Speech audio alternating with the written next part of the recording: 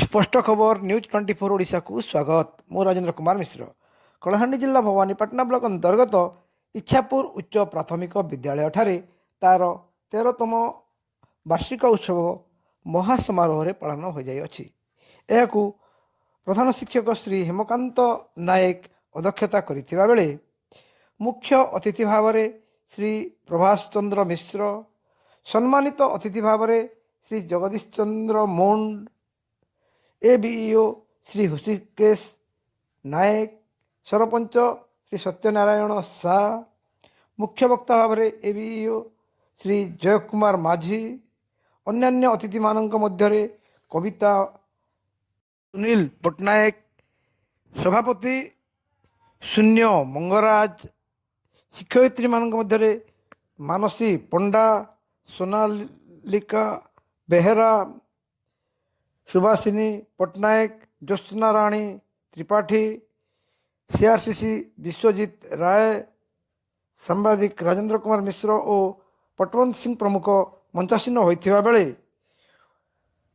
उपस्थित थिबा समस्त छात्र छात्री, अभिभावक अभिभाविका, ग्रामवासी माने रही उत्सव उपभोग करने सहित छात्र छात्री को उत्साहित करने पुरस्कार मान वितरण करा जायथिला।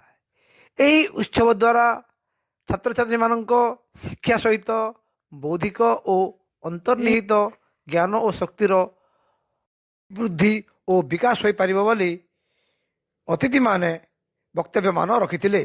देखंतु विस्तृत रिपोर्ट स्पष्ट खबर न्यूज 24 ओडिशा रे।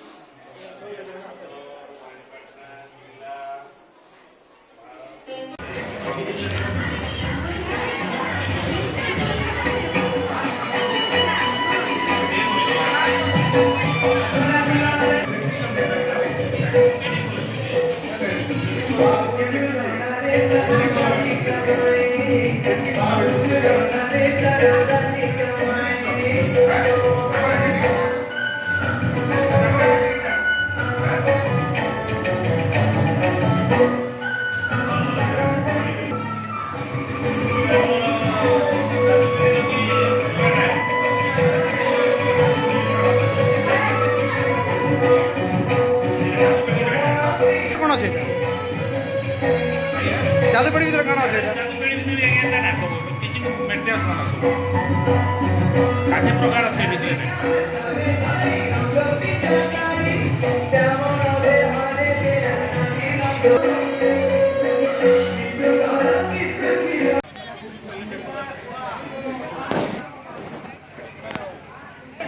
तृतीय श्रेणी छात्र शिपुना नीट एंड क्लीन रे से पुरस्कार प्राप्त करिसथि। शिपुना तृतीय श्रेणी छात्र श्रिया सोनानी, सप्तम श्रेणी छात्री तुलिका दुर्गा,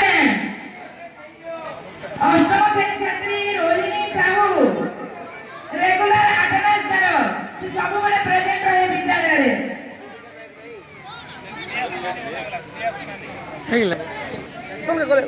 चतुर्थ श्रेणी छात्री ओबीडिएंट स्टूडेंट श्रिया सोनानी,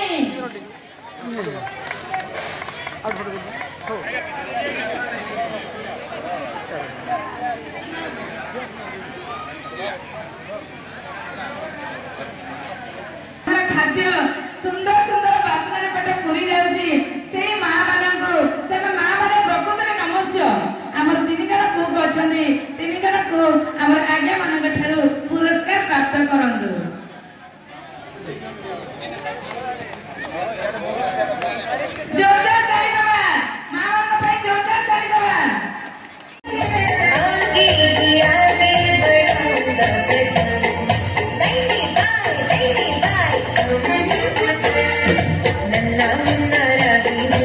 देश का सिपाही हूँ, बोलो मेरे साथ जय हिंद जय हिंद जय हिंद जय हिंद जय हिंद। जमाना मेरी नई है डगर, देश को बनाऊंगा मशीनों का नगर। भारत जय हिंद जय हिंद जय हिंद। दुनिया की आंखों का तारा द्वितीय स्थान अधिकार କରିଛନ୍ତି ଅମିୟ ନାୟକ ପ୍ରଥମ ସ୍ଥାନ ଅଧିକାର କରିଛନ୍ତି। ସାହେବ କୁମାର ବେଙ୍ଗଟିଆରେ ଦ୍ୱିତୀୟ ସ୍ଥାନ ଅଧିକାର କରିଛନ୍ତି। ସାହେବ କୁମାର ଉଚ୍ଚାର କରତାଳି ଦେଇ ଏହି ଛୋଟ ଛୋଟ ଭାଇ ଭଉଣୀ ମାନଙ୍କୁ ଉତ୍ସାହିତ କରିବା।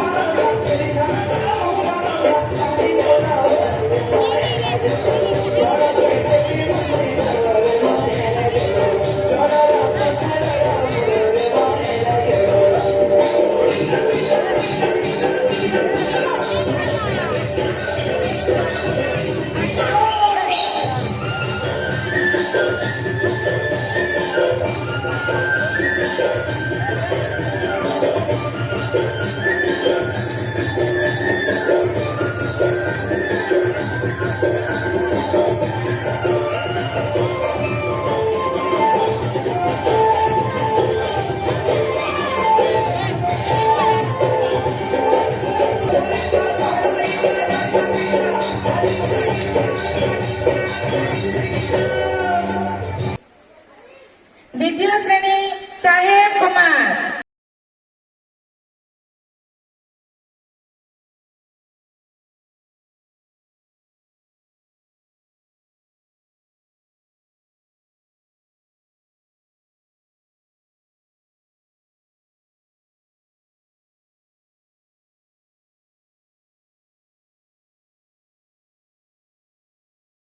ଏ ଯେଉଁ ଇଚ୍ଛାପୁର ପ୍ରାଥମିକ ଉଚ୍ଚ ପ୍ରାଥମିକ ବିଦ୍ୟାଳୟରେ ବାର୍ଷିକ ଉତ୍ସବ ପାଳନ ହେଉଛି।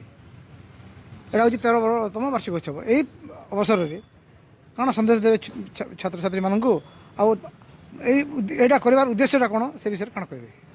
ଆମେ 13ତମ ବାର୍ଷିକ ଉତ୍ସବ ଆଜି ଆମ ଇଚ୍ଛାପୁର ଉଚ୍ଚ ପ୍ରାଥମିକ ବିଦ୍ୟାଳୟରେ ପାଳନ କରୁଛୁ।